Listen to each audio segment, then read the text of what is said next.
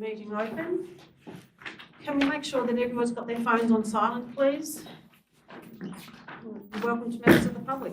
And also welcome to our independent advisor, Mr. Andrew Paul. Yes, welcome to our council meeting, Monday the 24th of June. Attendance is as is. Now, I do need to read a couple of documents about the live streaming of council meetings.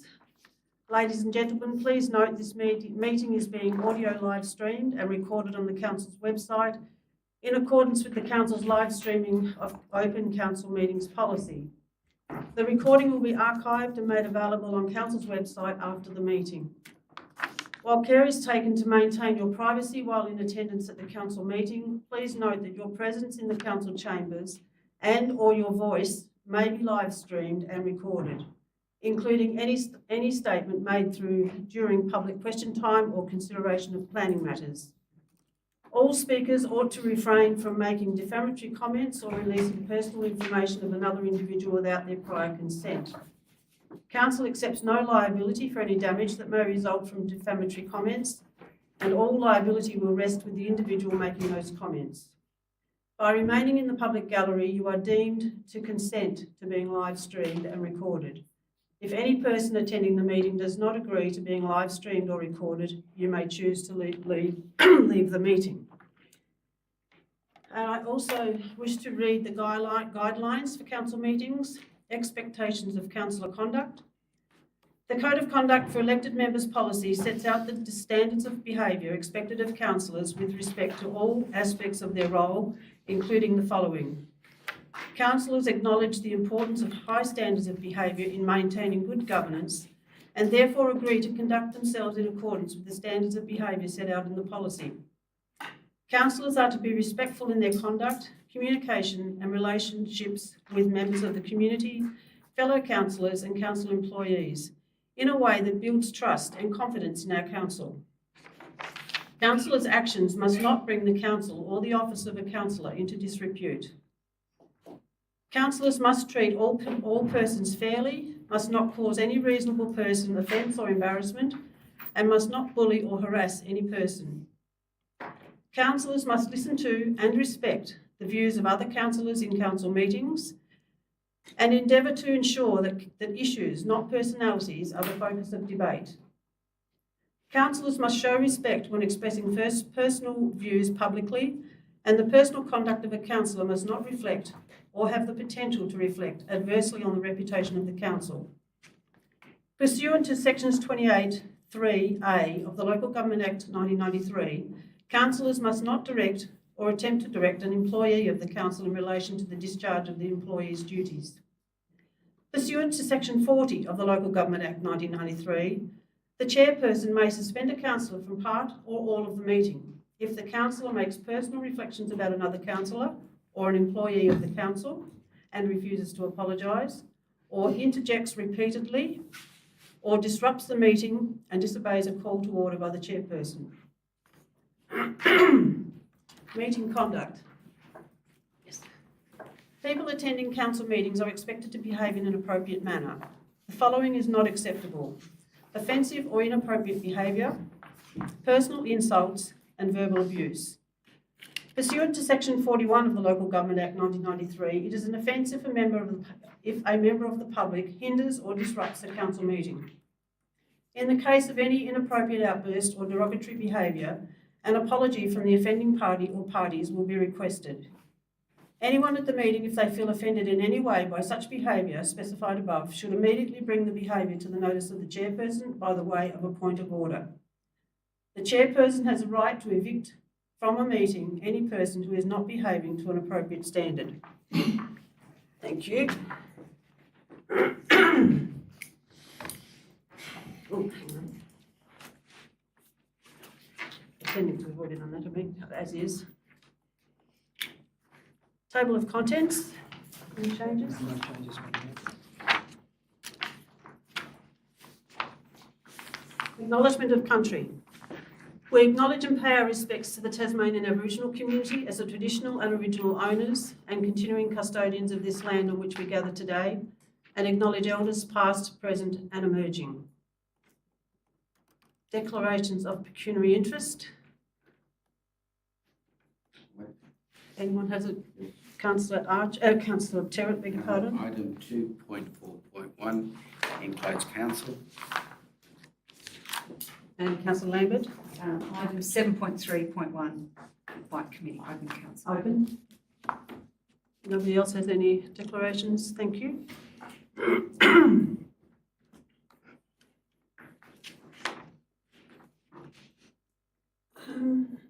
Yes, confirmation of council meeting minutes. The confirmation of the minutes of the ordinary council meeting on Monday, the 20th of May, be confirmed as a true and correct record, please. Councillor. Those minutes weren't correct. I think that's been notified on the by an email earlier in the week in relation to what Councillor Lambert just said, 7.3.1. There wasn't a quorum in the room at that point in time at that meeting for that particular item. And clause 10 of the Regulations Meeting Act was ignored or not adhered to, and that is the Mayor, or in his or her absence, the Deputy Mayor is the chairperson of the council meeting. In this instance, the Deputy Mayor had to step outside the room. In that case, both the Mayor and the Deputy Mayor are not present at a council meeting. The councillors present are to elect one of the councillors present to the chairperson of that meeting, which I don't believe was done. So that might be noted for future meetings. Councillor Lambert, do you wish to respond? Just one clarification, I had requested Councillor Archer to take the chair. That's correct, yes. I'll just repeat. Are to elect one of the councillors. The councillors present are to elect one of the councillors present to the chairperson of that meeting. It's not for the Deputy Mayor or the Mayor to choose that person. It's for the councillors sitting at the table. Okay, we take that on notice. Thank you. And did you wish to move an amendment to, you said there was an incorrect minute? Well, move that, I assume that would be taken out of the minutes and then It needs to be amended to be taken out though. They'll need to be amended. 7.3.1 will need to be removed. And it's been relisted under 7.31 for reconsideration. Okay, it's been relisted. Just what was there, that may be something I should declare pecuniary interest in. I'm on the committee, but I haven't been to a meeting yet, but I should probably declare an interest in that. So, an interest is being declared in which point? 7.3.1, I think. 7.3.1 open. Councillor Brooks, you So have... this item in question, can we have some clarity on what was it and how does that, is there any repercussions? Did we make any decisions? What decisions did we make and what happens to those decisions? No, Madam Mayor, there was the decision that was made was actually to direct the items there that were listed by that committee to be included in the budget for budgetary consideration, and Council hasn't adopted the budget yet. And the amount is still in there, and what's been allocated is up to $50,000. All those items haven't been allocated for, just an amount has been put in the budget, and Council may elect to remove those. Okay, so now we still need to have a mover and a seconder for the acceptance of those minutes, subject to amendments. So Councillor Terrett and Councillor Archer. All those in favour? Against? Carried. Confirmation of the minutes of the special council meeting on the 4th of June. We need a mover and a second. Councillor McCullough and Councillor Terrett. All those in favour? Against? Carried. Now the confirmation of the special council meeting the 11th of June. Councillor McCullough and Councillor Brooks. All those in favour? Against? Carried.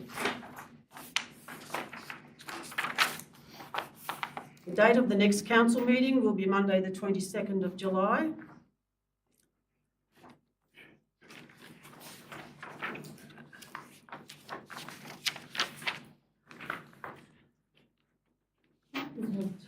Where we declare where you're going to be. But we maybe let's do the count. I'm sorry, I'm just getting a bit, beg your pardon. Yes. Council committees, the confirmation of the minutes of the committees listed. Councillor Terrett's moving and Councillor Lambert. All those in favour? Against? Carried. Now, from those committees, we have some recommendations. Campbelltown District Forum have a recommendation around the community notice board, and the officer recommendation is that council list the redesign of the community notice board for the 25-26 budget considerations. Councillor Andrews, you moving that? If the council recommendation, if the officer's recommendation is to become the motion, then I'd like to foreshadow another motion. Or you can move another motion now if you wish. Yeah. Well, I'd like to move another motion. Okay. So I'd like to move a motion that says that rather than the officer's recommendation, that we go back to the committee to see if they'd be happy to trial the notice board that's already made and ready to install, rather than wait another 12 months for a new one to be designed. We have a second. Councillor Lambert is seconding that. No further discussion. Wait till we're ready. Yep. Can I just Yes. speak? Yes. Yeah, the reason I'm doing this is I don't think that, I think the committee might have another think about things if they realise that they're going to have to wait another 12 months to get a redesigned notice board, and it'll have to go into the budget, next year's budget, for the work for that new notice board. So I think it's responsible to them to go back and explain the situation and say, would you rather just trial the one that you've got, see what you think about it, and give it a go? And we might find that that suits the purpose once we've had a look at it.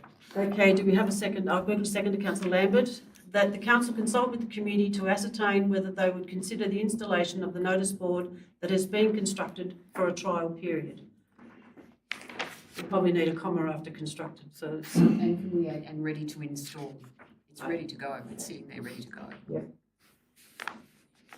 We're going to go back and revisit 25-26 budget. Are you going to add to that as well or not? No, Okay. because if It's we ready to do this, install. we might have to. okay, so the mover and seconder are happy with the and ready to install? Yes, I'll put that recommendation. All those in favour? Against? Carried.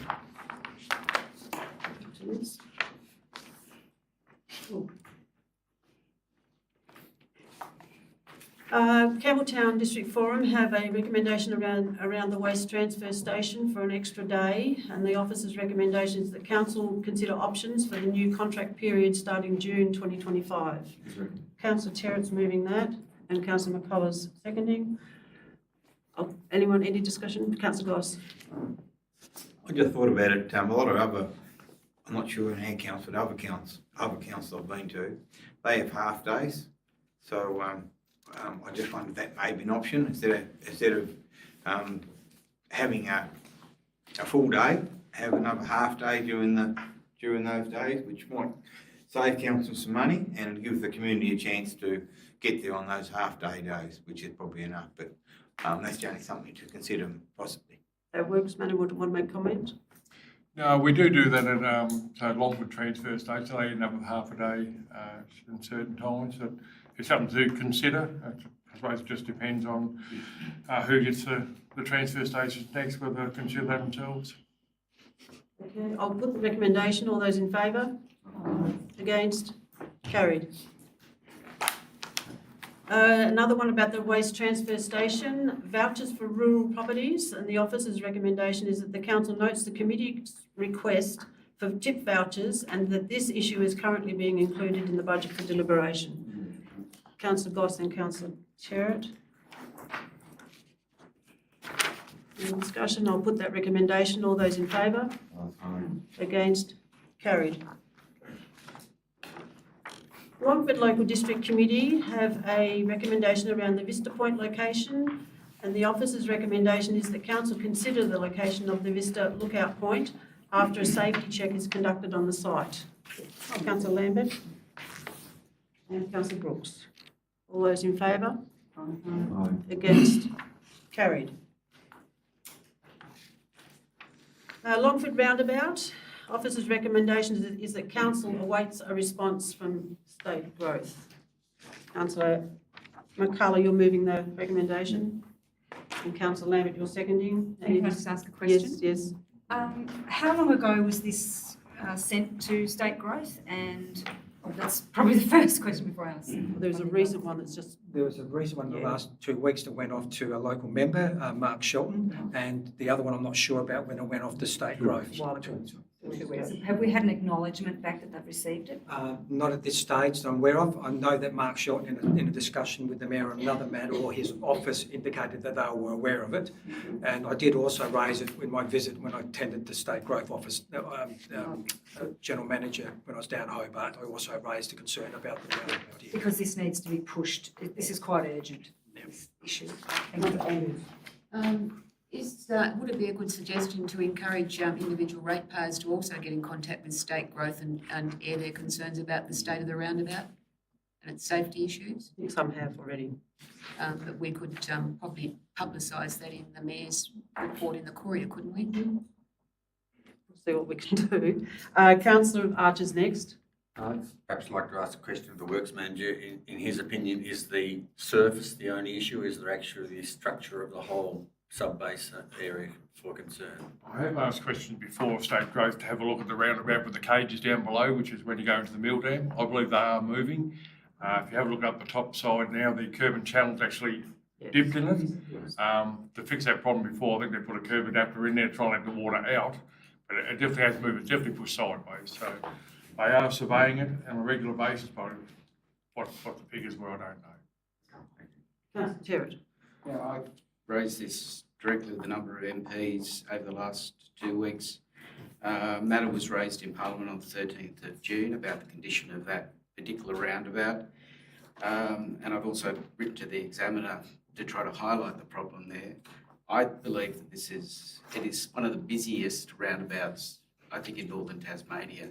And to be going down to that condition, the State Growth should hang their head in shame how badly that is. We spent $80 million trying to fix up the section from the highway through to the roundabout and also the car parking, the truck parking bay, and yet the most important and in fact factor of that area is the roundabout. I would like to see if once we get our report or something back from State Growth that they're going to fix it. If not, I think we should be starting to do our own campaign in this. Since I've had my letter put into the Examiner, I've had quite a few people ring me and contact me about concerns about this. And it is something we need to continue to lobby to fix that roundabout. It's one of the busiest in the state. So whatever we can do to repair that, get them to repair it, because it is reflective on our community as well. Councillor Brooks. Yeah, what part and what time does it become a real safety concern? If we get a letter back from State Growth to say, yeah, we're going to fix it within 6 months, will it last 6 months before it does fall away?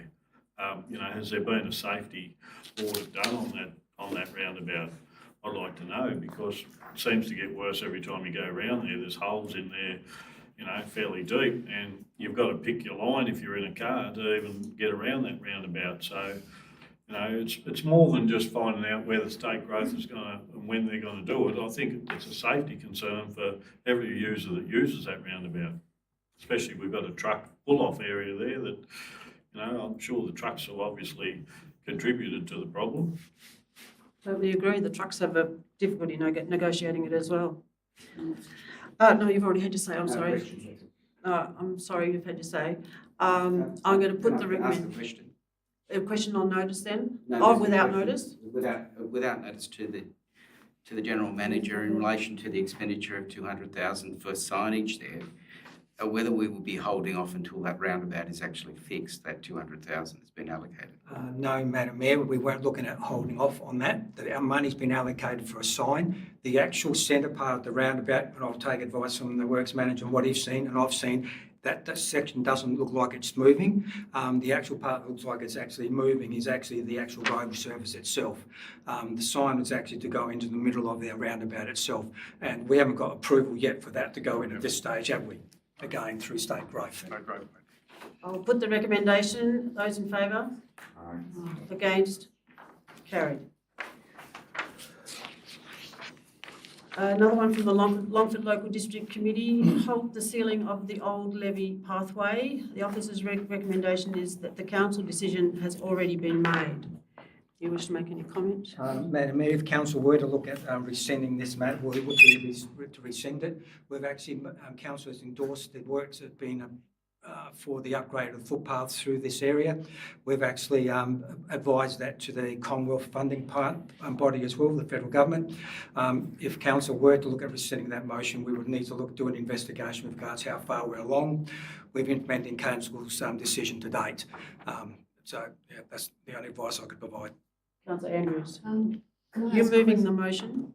I need a motion moved before we have any discussion. I'll move the motion that we Okay, rescind that decision Herod, and that we look at placing those alternative funds into the crossing at the library. and Councillor McCullough, you're seconding.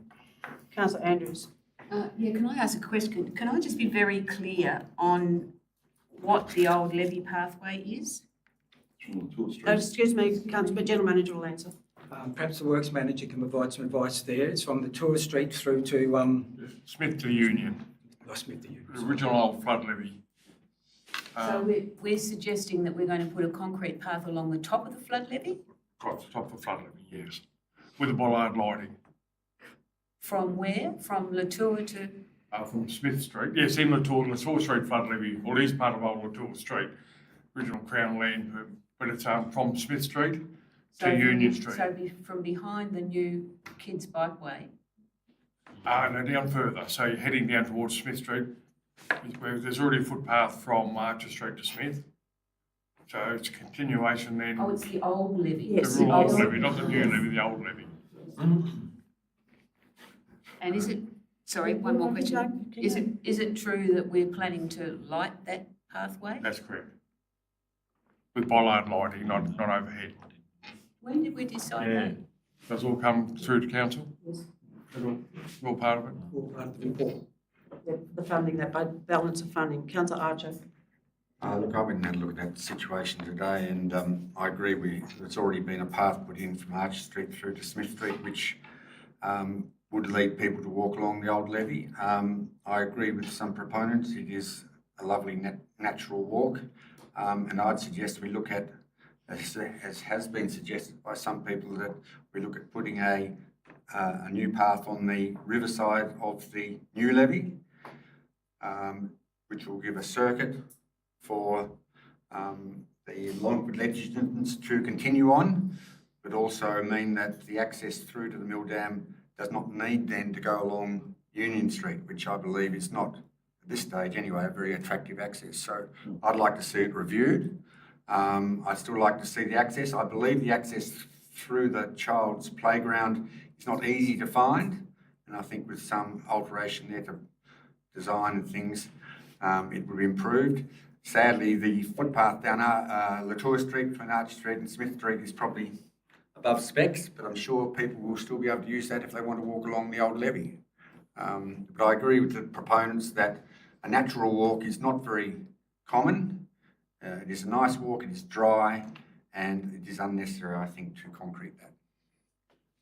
General Manager, do you wish to comment about the funding issues? Well, council's already endorsed it, but as I mentioned, if council wishes to rescind it, you'd need to actually get a report back from the general manager with regards to the status of your the decision you've already adopted. And we can bring that back to council then to make a determination with regards to that section and where the funding would be spent. Because we've already started implementing council's decision. In that a report. Sorry. Councillor, you wish to amend the motion? Yeah. Yes, That a report be brought back to the next council meeting. rather than the rescind motion. Rescind the motion. so we And can the make- report be and brought report back. be brought back. Okay. Councillor Brooks, you're next. Firstly, I don't think I can remember seeing a proposal for lighting. I may be wrong, may have overlooked it. I knew there was a track, but a path, but I was pretty sure I never seen anything, and we never discussed anything about the bollard lighting. I'm a big fan of diverting that walkway down the side of the park and then through the legends. That'll encourage people to walk the legends walk and have a look at what we've done through the Legends Walk there. And if they want to continue across the old levee where the gravel walkway is, beautiful ambience, old trees there that are really old, you know, why put a big concrete slab on top of that and destroy the ambience of that walk when we don't really need to? It was probably an oversight when we all sit around and had a chat about it. Still plenty of time to fix it, and let's get it right. I think what was mentioned by Councillor Terrett about the crossing at the library would be a good thing to channel the funds that we'd save into that, and it'd be a really good community thing to do, as the crossing there at the library is problematic, and it has been for quite some number of years. And we sit around a lot talking about crossings, getting the elderly, school children that want to use the library. So I think the money that we could save by diverting that walk down through the Legends, we could channel into that, and I'd be fully supportive of what Councillor Terrett's put forward. You wish to make comment, General Manager? I don't believe that can occur No, within no, this funding. no, we'll just wait till we provide the report. I think council is fully aware that council's endeavoured 2 or 3 times to get the main street through, and the proposal for the upgrade there would be no different to what council's already refused on 3 occasions through a planning development. We're considering and bring it to council a vulnerability, I think, funding source through state growth to see if there's an opportunity for upgrades at particular intersections and approach it that way. But we didn't get the funding from state growth because we wanted them to do it. We're saying to do it ourselves. We wanted money from state growth. Sorry, Mayor. It's Yeah, state I growth. know. I know it is. But council has Wait, I'm fully aware of that. Excuse me, wait for the General Manager to speak, please. Sorry, the council has refused the planning, I think, development application 2 or 3 times now. We sought a project where those funds could be spent as quickly as possible. It's about $1.4 million. Council, that's why council's endorsed the project that's been put forward. With what council is asking tonight, we can review this section of the footpath and bring a further report back. But re-diverting that money to the State Growth Road will only bring back a part of the development application which council's already refused. That's all right, but I'm sure we can find some other good area to spend the money on if that's the case. Councillor Lambert. At a recent meeting, we approved this, and we knew what we were approving when we approved it. And I find it a little bit strange now that we are looking at rescinding that. I understand that the work was ready to start this week perhaps, or early next week. Tomorrow morning. Work that we had approved as a council already, knowing that we'd approved that. So I can't support this. Okay, Councillor McCullough. I was unaware that it was going across the levee. I would question why it would go across the levee when we got the Legends Walk. I was led to believe it was going across the Legends Walk, so I had no objections to the reuse of that money. And I don't think any government is going to say no to taking less or paying out less funds if we don't do a section of the walkway as proposed. Secondly, discussions tonight around Tannery Road seems that the money might have been well spent down that end of the town with speaking about the roundabout, the Tannery Road intersection, etc., etc. So I'm unsure. I'm only asking to review this one at this stage. I don't want to open Pandora's box, but clearly there's other issues at hand. But I could never, looking down there tonight, looking at the picturesque pathway, that would be ruined by putting concrete on. The Works Manager. Contractors were to start in the morning. I've actually unlocked the gate for them to start before I came to the meeting today. Also, we have purchased the bollards for that area. If we do move it over, you can't put the bollards in the other side of the flood levee because it's a flood area. Anything then will be up above ground lighting, just to Councillor make you Turner, aware. wish to sum up. Just summing up, it is unusual for us to do a rescission of a decision, but one of the reasons we have district committees is to have a bit of a voice into the community. And this is our voice from the community saying no. I think we have to listen to them, and we don't always get it right, and sometimes we've got to acknowledge that, and by rescinding this and bringing it back, we can look at other alternatives, and that's why I think it's a sound motion. Okay, the proposal is that the council rescind the decision and a report be brought back to the next council meeting. I'll put that recommendation. All those in favour? Aye. Against? Myself and the Deputy Mayor against. The motion's carried.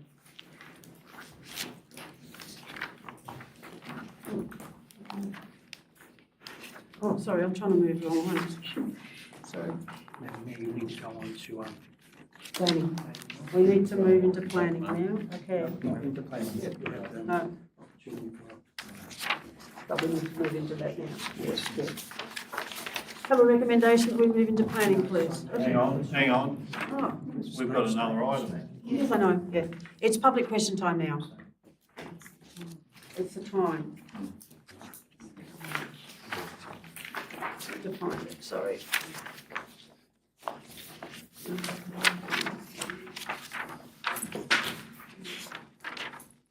Okay, do we have any member of the public who wishes to make a statement or ask a question? Thank you. You need to state your name and address, and you've got 3 minutes. Your time, 54 Marlborough Street. As you all know, I'm a member of the district committee as well. My question, council, is regarding the mill dam. August 21 last year, 23, council received a report regarding the mill dam reserve and the future ownership thereof. That subject, I think, was raised by Councillor Gossett at the meeting. So my first question is,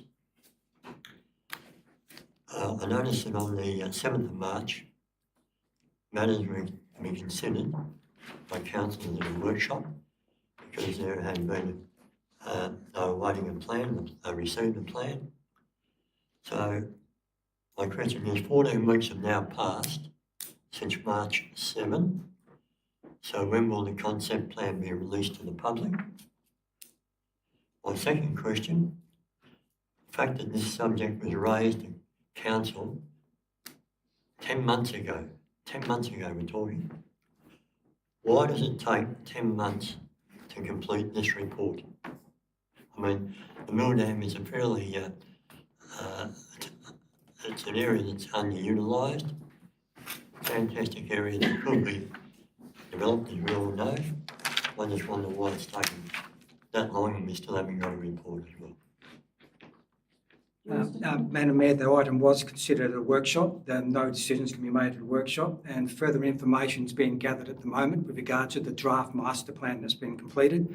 Once that additional information has been gathered, they'll be provided back to council, probably more than likely at another workshop, where they'll consider the issues there, and then a formal report be brought back to council at that time with regard to how they wish to move forward. Thanks for that explanation, but I still don't understand why it takes 10 months. Oh, Madam Mayor, resourcing be a major issue with regards to availability of staff to do the work. That would be the main reason with regards to the progression of that master plan. And You've got another Am I question? using Yes, 3 minutes? yes, you can have, yes, you have another question if you wish to.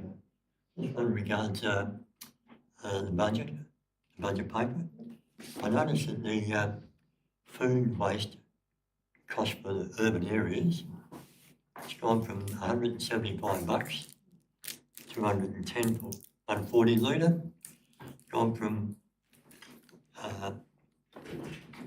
which is an increase of 20%. And also we've got a similar increase for, I think, the 240 litre. So my question is, I wonder what the justification is for such a steep increase. How is this negotiated? Or if you're looking at CPI, which you often use for those types of situations or issues, that would be normally the benchmark. 20% is quite extravagant, I would have thought. Thank you, Mr Tubb. That will be considered when we do our budget considerations. Is there any other member of the community who wishes to ask a question or make a statement? Okay, now we move into planning. We'll move into seconder, please. Councillor Lambert and Councillor McCullough. All those in favour? Against? Carried.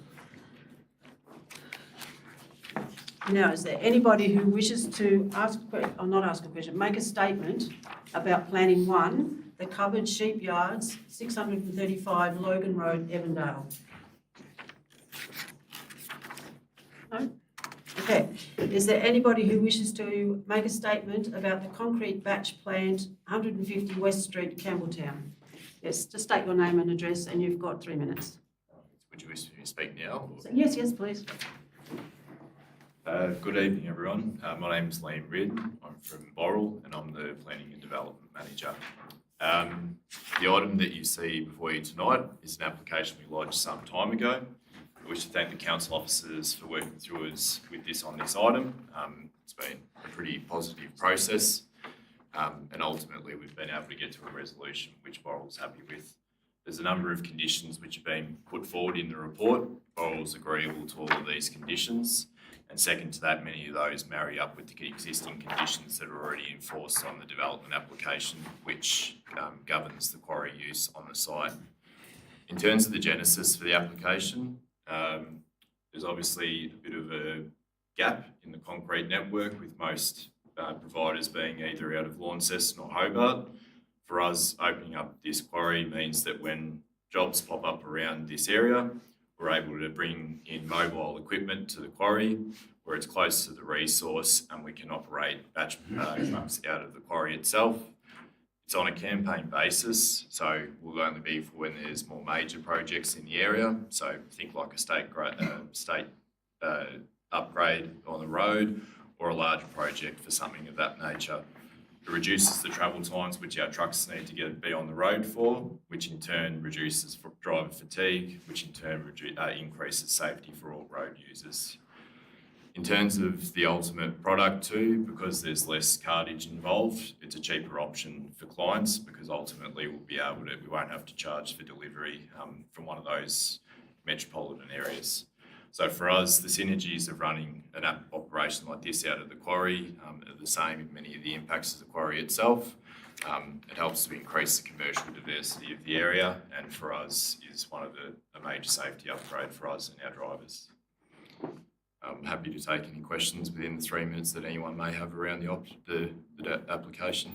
Councillors are, but you are able to ask questions. The closest batch plant to Campbelltown, is that Launceston, or have you got another one between Campbelltown and Launceston? We've got one in Launceston and we've got one in Hobart. I think the closest would be on the southern skirts of Launceston.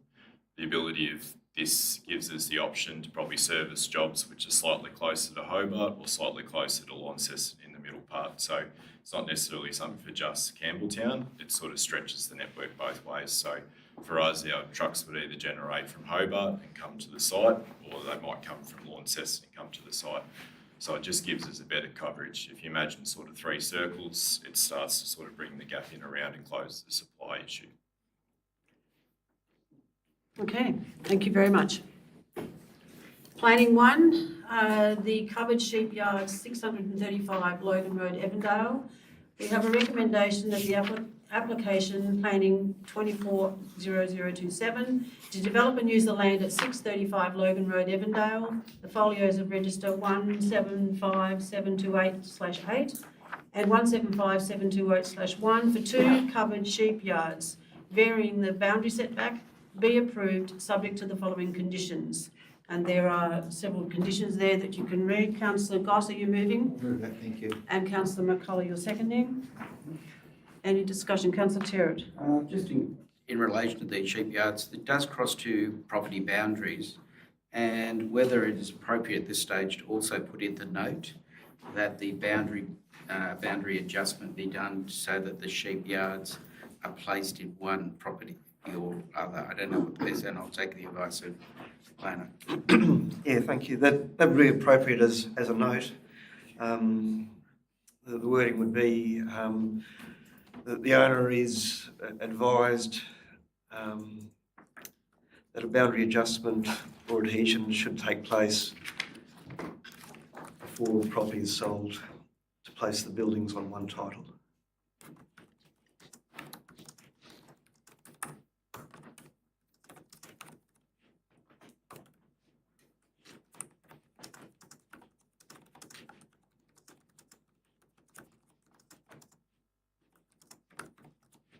For the mover and the seconder, councillor Goss and councillor McCullough, you're happy to have those words added? Yeah.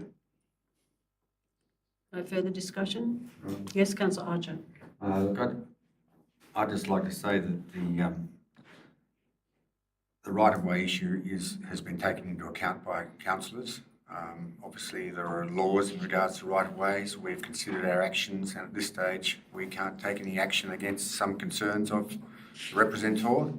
So we encourage them and the proponent to sort out those issues in another forum. Councillor Andrews. Can we make that a note? Can we make add a note that we strongly urge or strongly advise the proponent to settle his right-of-way issues? Appropriate planner. I'm not quite sure. I would think that might be, I know it hasn't got a statutory binding. I think the note that we've got there is relevant because it's related to development. That's the one. Going outside this I think it might be going a little bit outside, yeah. Okay, no further discussion. I'll put that recommendation. All those in favour? Aye. Against? Carried.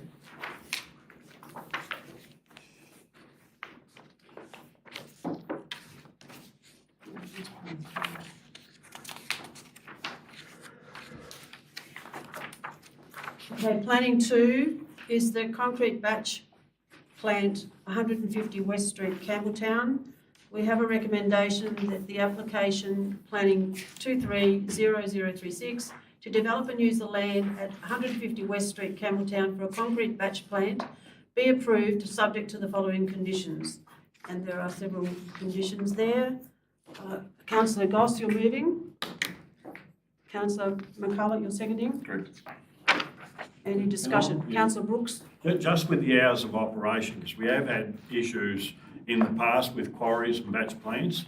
They move in and then all of a sudden the hours of operation change and there's trucks coming in and out of there at ungodly hours. I know concrete batch plants have to start early, I understand that, but we've got to set hours there, what they are, I just can't remember. Oh, here we are, 7 a.m. to 7 p.m. weekdays, and Saturdays 8 a.m. to 4 p.m. So I'd just like to reiterate that these hours are detrimental to the quarry, the success of it, with the residents that are living along West Street and Campbelltown for that matter, because there can be some conflict, and we've had in the past, with quarries and batch plants. So I'd just like to raise the concerns with the hours of operation. How do we police that? Thanks. Yeah, certainly on another batch plant, there is one where they sort of got approval for 12 occasions per year to operate earlier in those times, and that has been difficult to police, and I'm well aware of the complaints. In this case, it's those set hours. They're not getting anything earlier than that at all. Like, they'll have to operate within these hours. They've got no leeway on this one. There's no extra days in lieu that they can use? No. Yep. Councillor Andrews. I'm going to pass this, but I'd like to draw the proponent's attention in particular to number 4 of the conditions of this motion. There's been great concern in the past, both at council level and by ratepayers, about the condition of Macquarie Road and the maintenance of Macquarie Road and West Street. And I'd just really like the proponents to note that 4 talks about that and about holding Boral to the agreement to maintain Macquarie Road and not let it fall into the disrepair that it has done in the past. Councillor Terrett. Yeah, I'd just like to also raise about the road, and unfortunately the damage has been caused to West Street in the past. We now have a patch quilt of fixing the potholes and so forth. This will be an ongoing plant, and I don't want to hold back the industry in Campbelltown, but I am concerned that the need for maintenance and bring the road back to a standard where trucks can go down is something that really needs to be focused in for Boral, and in particular the road trucks that do occasionally go down Pettis Street as well, to remind the truck operators not to go down Pedder Street, which has a load limit on it, and to go down through West Street. The work and need to maintain is a regular basis, and having inspections on a regular basis by council is my major concern here, and also the water, given the fact that you need water, whether there are agreements between in getting water in the future should the farmer not supply the water to the property in future, and that'll be something for Boral to consider. But I am particularly concerned, like Councillor Andrews, about the need to look after Macquarie and West Street. No further comment. I will put the recommendation. All those in favour? Against? Carried. Okay, we move out of planning now, please. I have a mover and a second. Councillor Lambert and Councillor McCullough. Councillor McCullough, seconded. All those in favour? Against? Carried. Okay, we go back to 7.2.4, Longford Local District Committee. It's about the Wellington street signs. Is that correct? Yes. Yes? Officer's recommendation is that no further action be taken. Councillor Brooks, you're moving a motion? Moving a recommendation? No, I'm not moving. I need a recommendation. I'm not moving the recommendation. Okay. Councillor Goss? I'll move the recommendation. Thank you. And a seconder, please. Councillor Archer. Councillor Brooks. My question is to probably the Works Manager as to why the street sign that the District Committee got as a sample that was brought to the District Committee for everyone to have a look at, why has that changed from that sample to now? The single street blades are all saying what went in originally, Smith Street.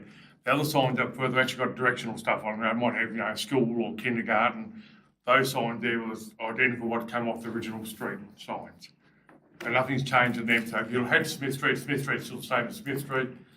Littleton Street's still the same with the car. It's the other bigger ones which are on the black post, which gave you directional, are different. They are a smaller car on that, and the wording is small, but that's identical to what was on the sign previously. Councillor Archer. Yes, look, I can't recall exactly what the signs were. We've seen a few other things, but I thought they actually had some colour on them. But, so I was a little bit shocked to see them being so plain. But as the work manager has said, I just can't argue that somewhere along the line there's been a miscommunication or something. But it doesn't preclude. I don't think it was a huge project. I don't think it precludes in the future some alterations if we deem necessary. But at this stage, I can't obviously see why we need to remove them, but maybe some further consultations are required. I'd be happy to see that. Okay, I'll put the recommendation. All those in favour? Right. Against? Councillor, hands up please, those against. Councillor Terrett, Councillor McCullough and Councillor Brooks. The motion's carried. The Bicycle Advisory Committee.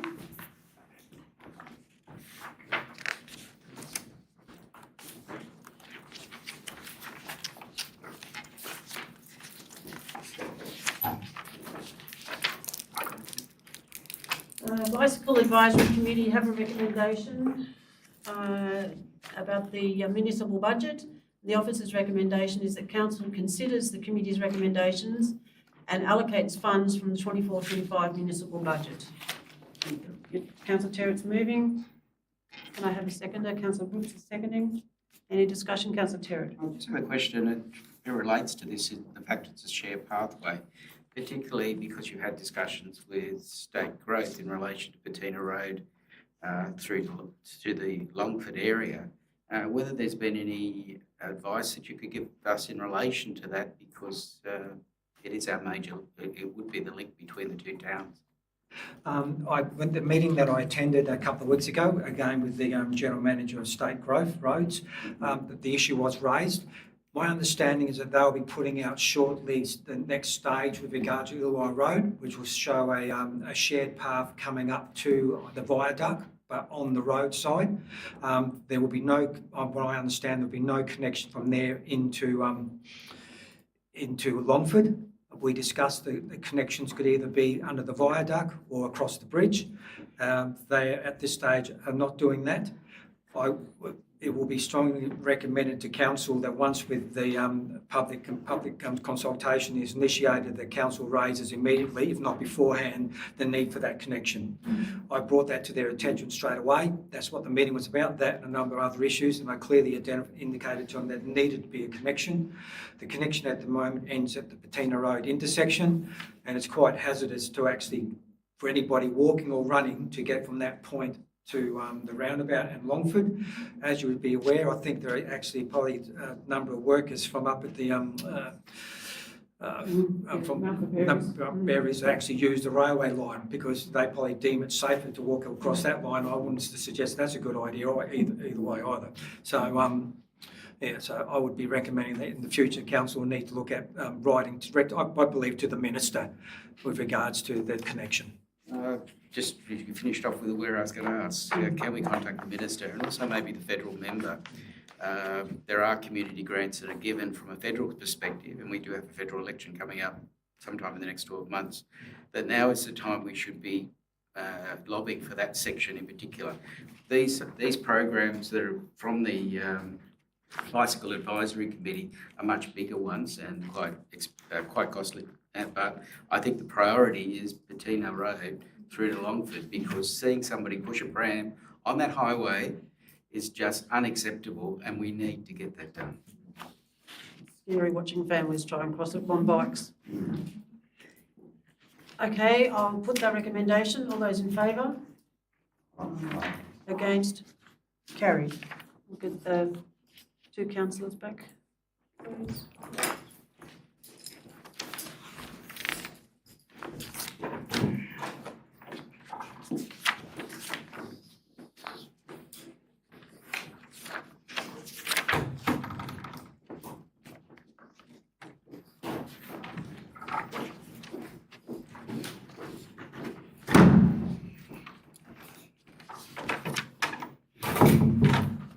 Okay, information items, the recommendation that the open council information items be received. I'm going to move her into seconder, and then we can discuss Councillor Archer and Councillor Andrews. Okay, any discussion? Councillor Terrett. Just a question to you, sort of, needing about the new verification rules. I just want to know what verification. There are new rules around, for all councillors, all mayors, around verifying your identity to sign legal documents.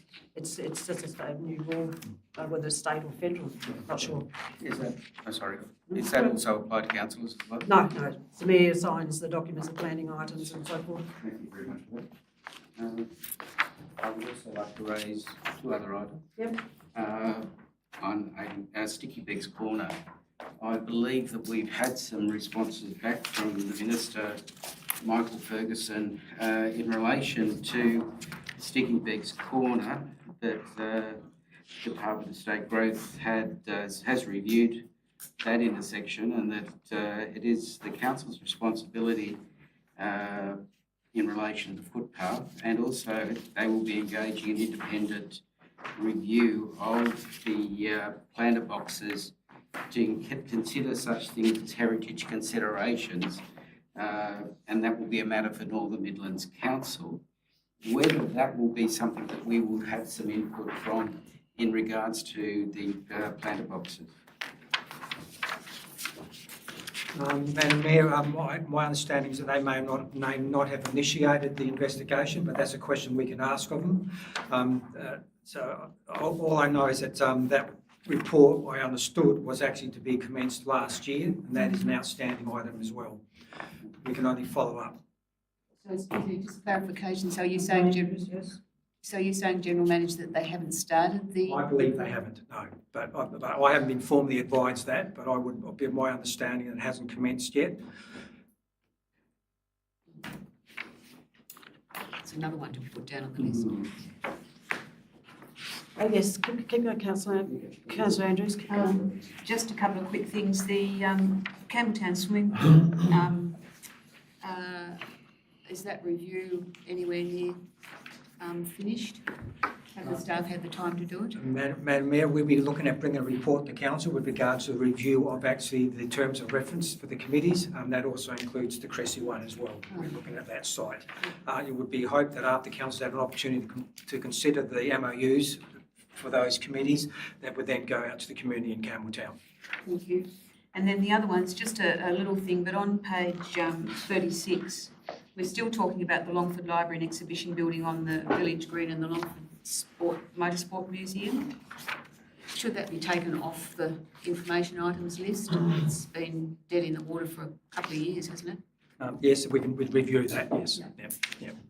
Then I apologise, I That's okay. didn't let you continue.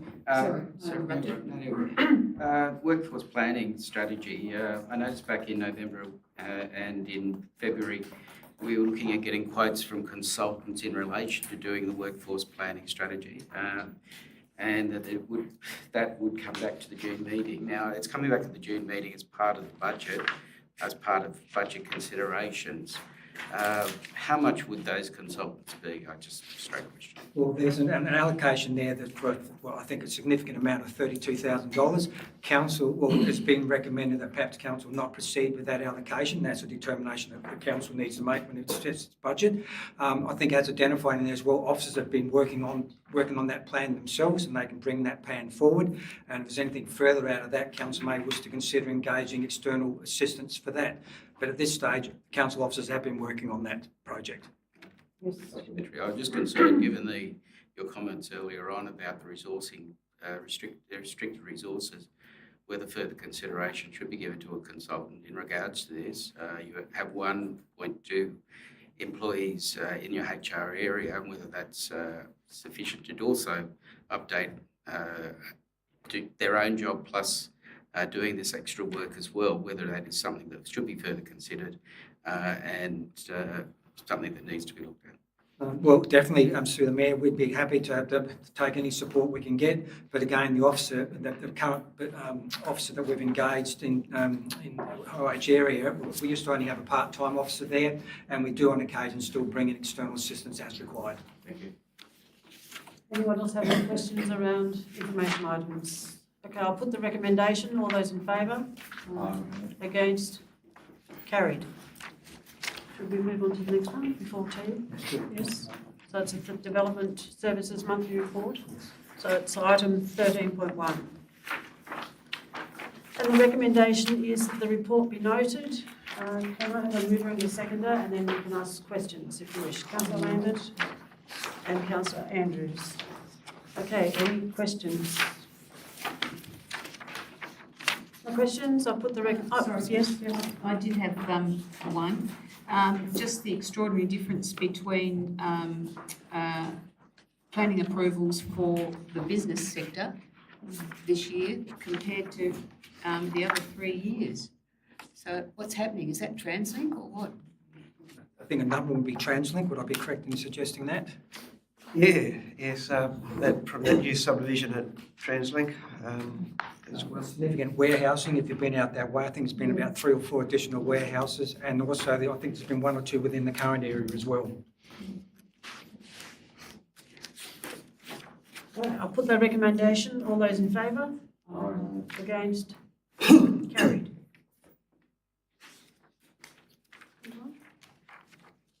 14.1, the Northern Midlands Business Association, the appointment of a council representative.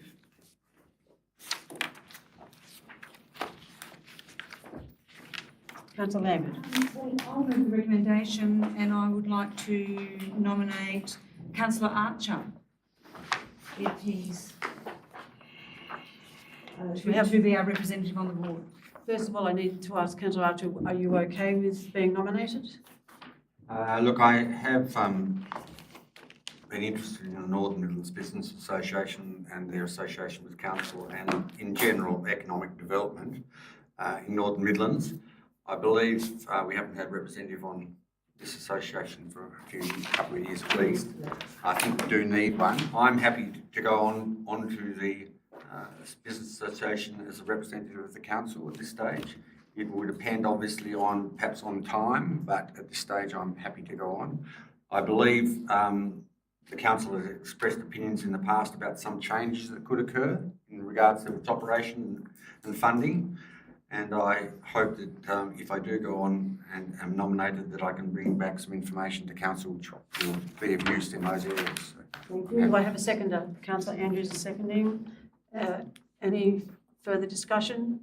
Councillor Goss? Just a question, I'm just not, a little bit confused because in our budget payments, we're going to reduce the amount by $10,000 to the North Midlands Business Association. Is that included in the 104,000 or?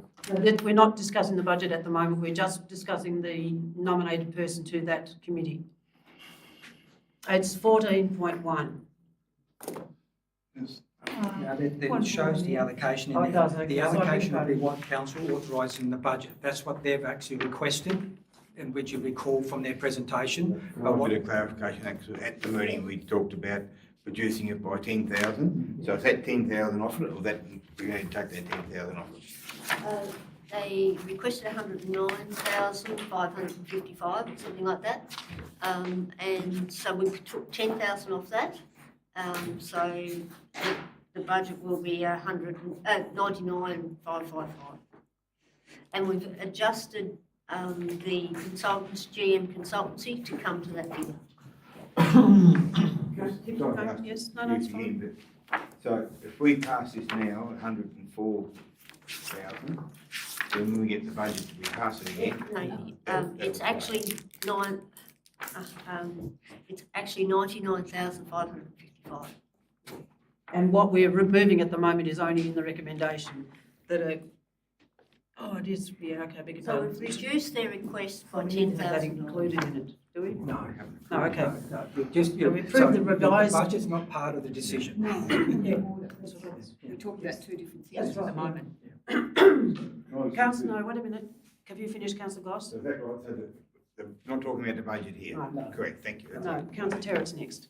Just one thing I should make the council aware of, the service agreement that exists between Northern Midlands Council and the NBMA, which was taken out when this was first established in 2020. Part of that agreement, under point 17, the council not formally appoint a councillor or staff member to the board of the association. It certainly may be contrary to the wishes of the association when we first entered this. Interestingly enough, it also set out what payments we should be making to the association for a period of 4 years after that first agreement was entered into. And whilst Representative the Chief Executive said that that would be all right, I'm still concerned that the service agreement, whilst it's rolling on, may still be in agreement, it's still be in existence, and that we may be acting contrary to the service agreement that was originally entered into.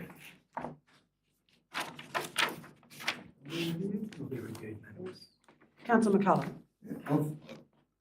I've had my concerns about the Northern Midlands Business Association, which has been quite vocal about it.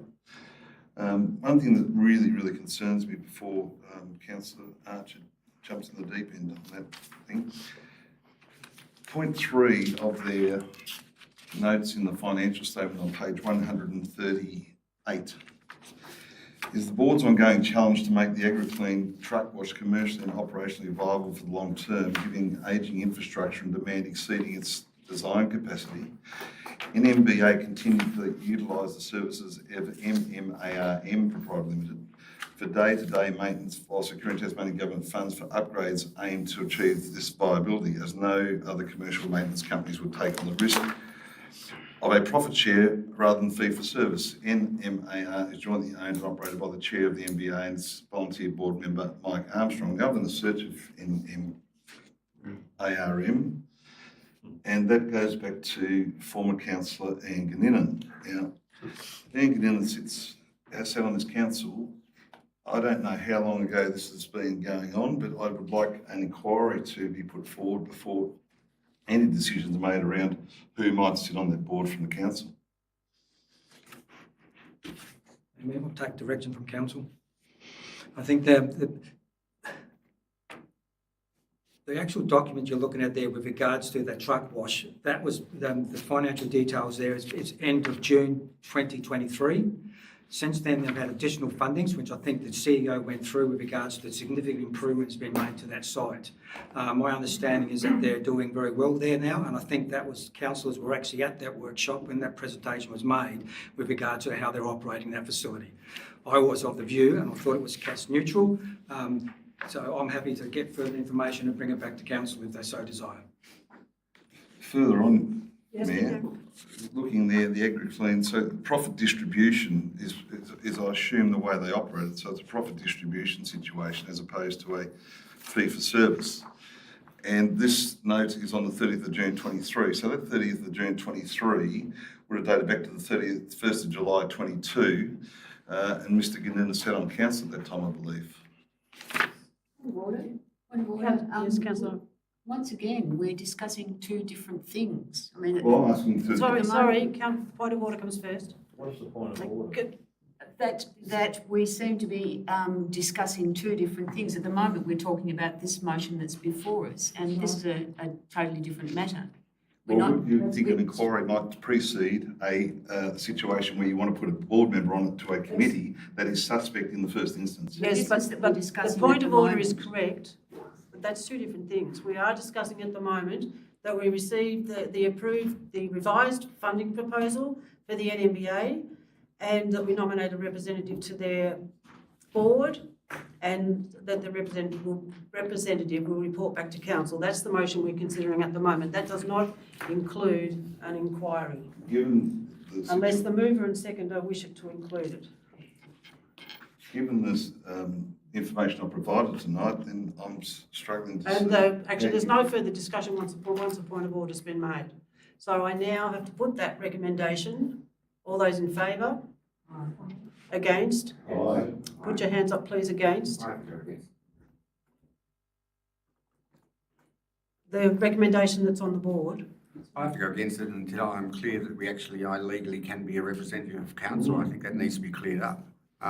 Has the council voted to have a representative? And if we have we done it legally? I think that needs confirming by this council. And I invite the General Manager to comment on that. Well, Madam Mayor, I think as was raised at the workshop and the discussion, we put to the CEO that would they welcome a member of council to be represented on the board. And the advice we got back is yes, they would welcome that. My understanding is they may need to change their constitution for that to occur, but they would welcome a councillor to be on that committee. And I think one of the bases for that, obviously, is that we're one of the major funding parties to that group.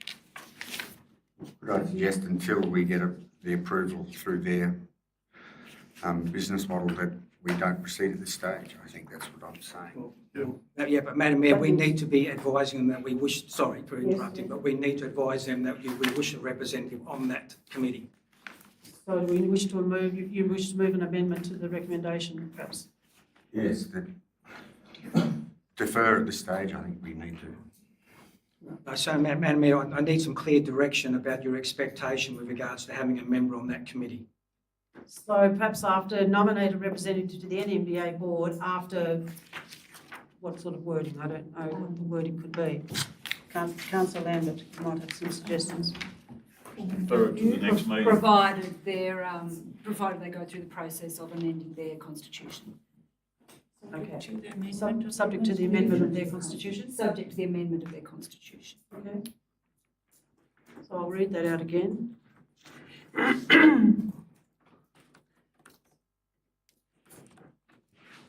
Okay, now the recommendation is that council approves the revised funding proposal to the Northern Midlands Business Association for the 24-25 financial year to continue its role as council's primary mechanism for business development, investment attraction, regional promotion and economic growth initiatives across the municipality. And B, 1, that we nominate Councillor Archer as the representative to the NMBA board, subject to the amendment of the NMBA's constitution, and 2, such representative will report back to council on NMBA activities and progress. Now, I'll put that recommendation. All those in favour? All those against? Aye. I need hands up against, please. Councillor Terrett Councillor McCullough, Councillor Goss, Councillor Brooks and Councillor Archer. So the motion's lost. All right, we're going to break for tea.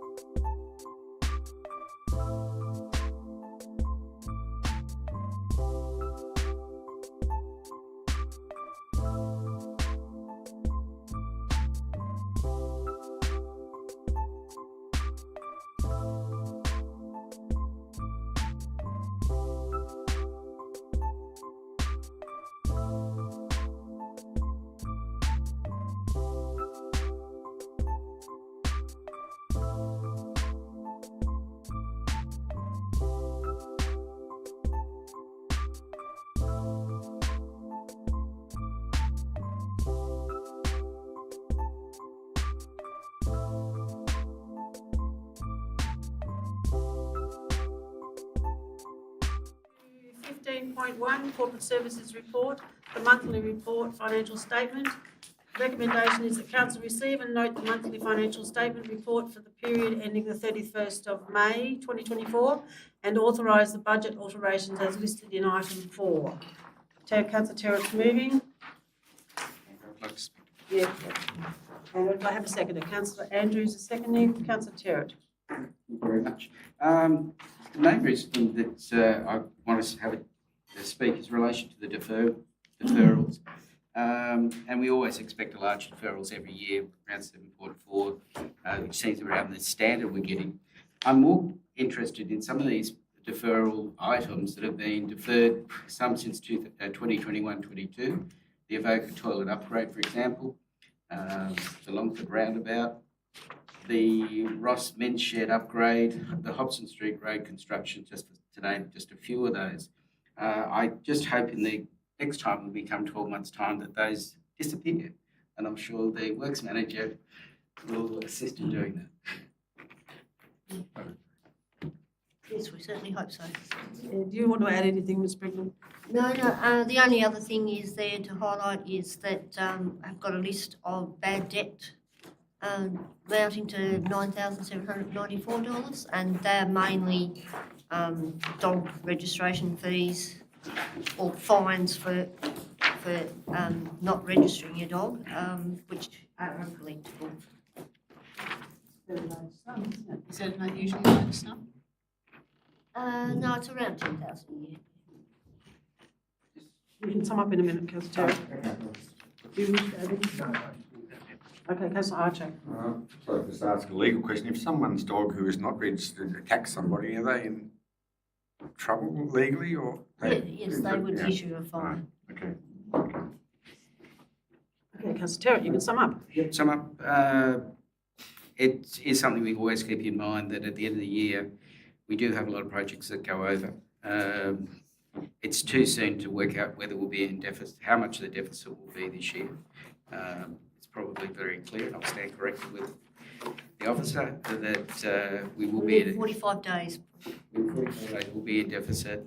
We do the correct thing and try to always have a balanced budget, but the reality is only 1 year we'll be able to get a surplus in the recent times. So we keep that in mind when we go into the budget session.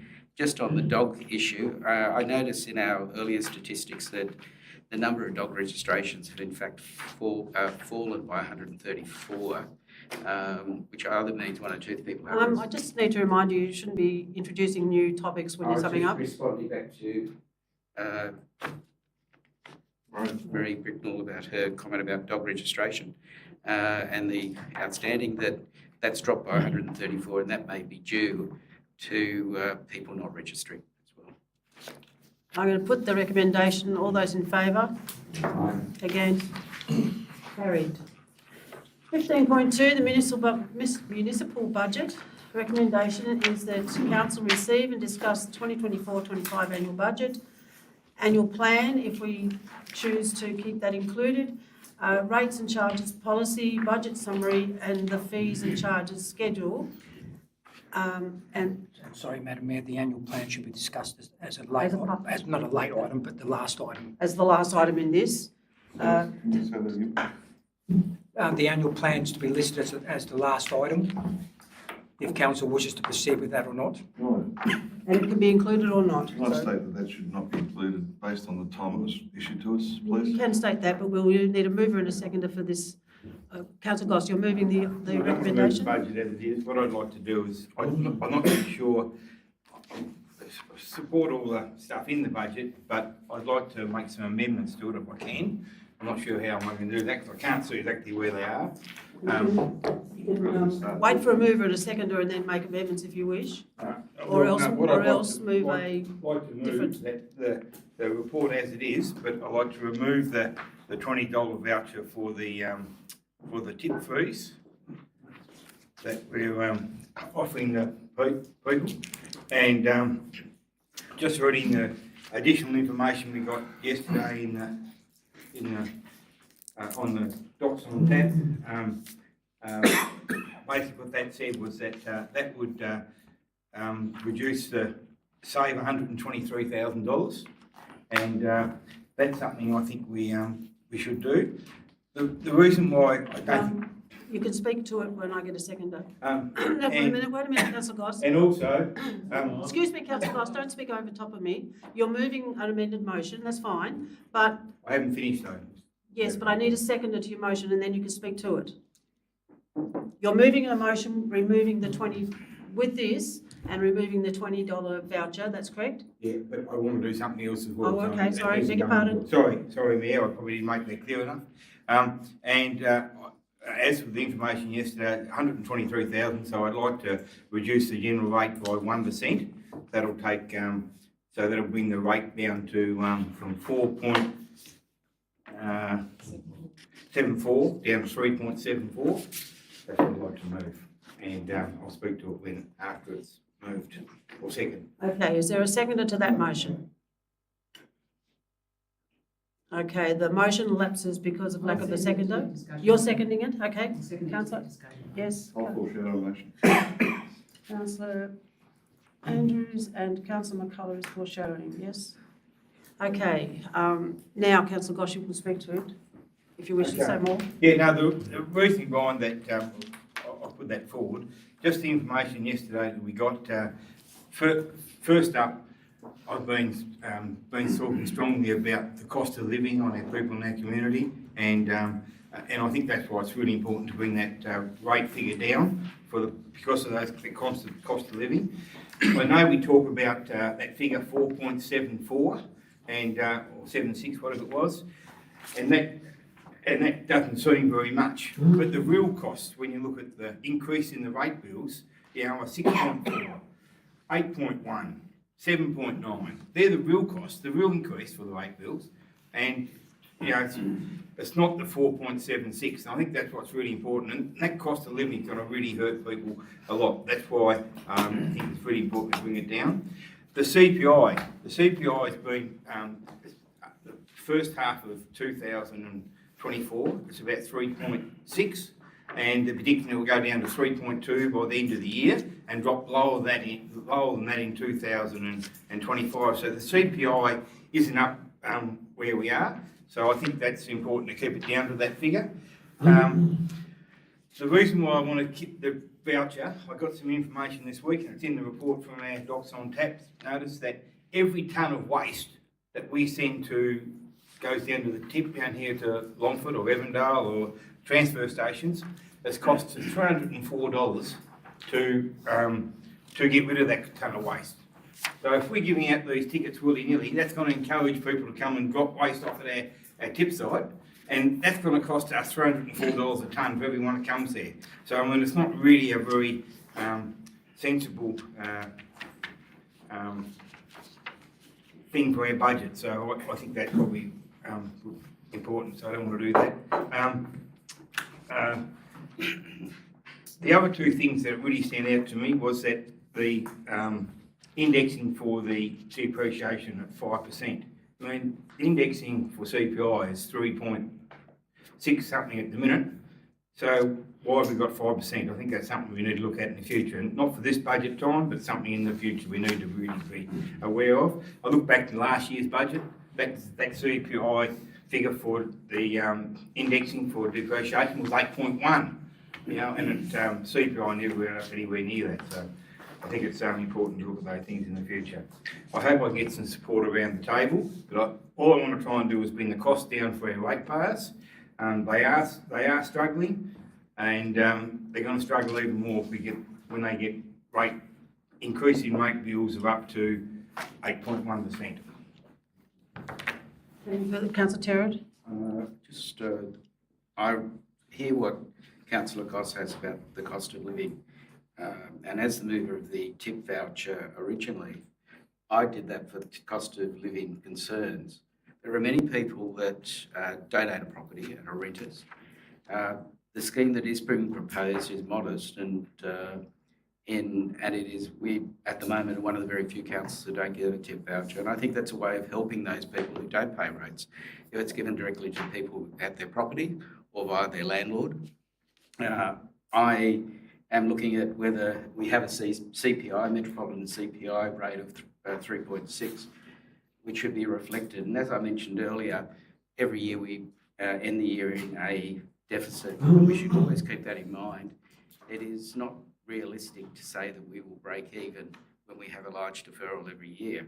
I was delighted to see that a number of projects have been put in this budget, including honeysuckle banks finally going in there, Pioneer Park upgrade, Campbelltown Main Street, Perth Main Street, the Longford Roundabout, the Hobart Road shared path, and in particular the toilet upgrades throughout the council. On things that I do have very much concern, and I've already voiced this, is the $1.6 million for fleet compared to previous years of around $750,000 last year.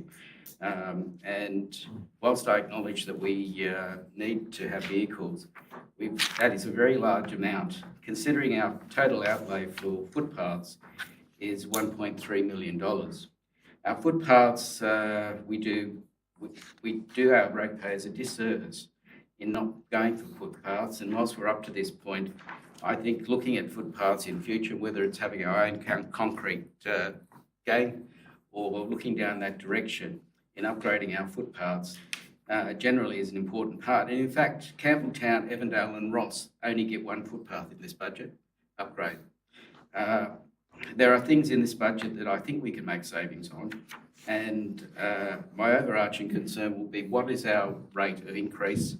And whilst I'm in favour of the tip voucher, I'd like to see both the tip voucher and the reflection of the 3.6% rate increase only. People are having a hard time at the moment. We can afford it to do it. Most councils are having a modest or deficit budget this year. Whilst I would not advocate for a large deficit, it is something that we could afford given the size of our reserves we currently have. Any further comment? Councillor Goss. Oh, Councillor. Just a question. You're summing up? Might be a $25 voucher, isn't it? Not $20. Well, that won't matter, will it? What? You better get the correct amount, I suppose. 25, okay. Yes, yes. Councillor Lambert, you had your hand up. I'd just like to get, before I make my comments, I'd just like to get some comments from Ms Bricknell about the proposed 3.4%. What does that mean for the budget from your perspective? Well, I understand from Councillor Goss, he's suggesting that we increase the garbage rate and we reduce the subsidisation of the general rate into the garbage area. So basically, we don't provide the free voucher or the voucher at the waste transfer station, but we put that money back into the general rate. That's what my understanding is, and certainly that will bring the 1% more revenue. My suggestion is that we keep that 1% to put in some of the projects that we've actually taken out.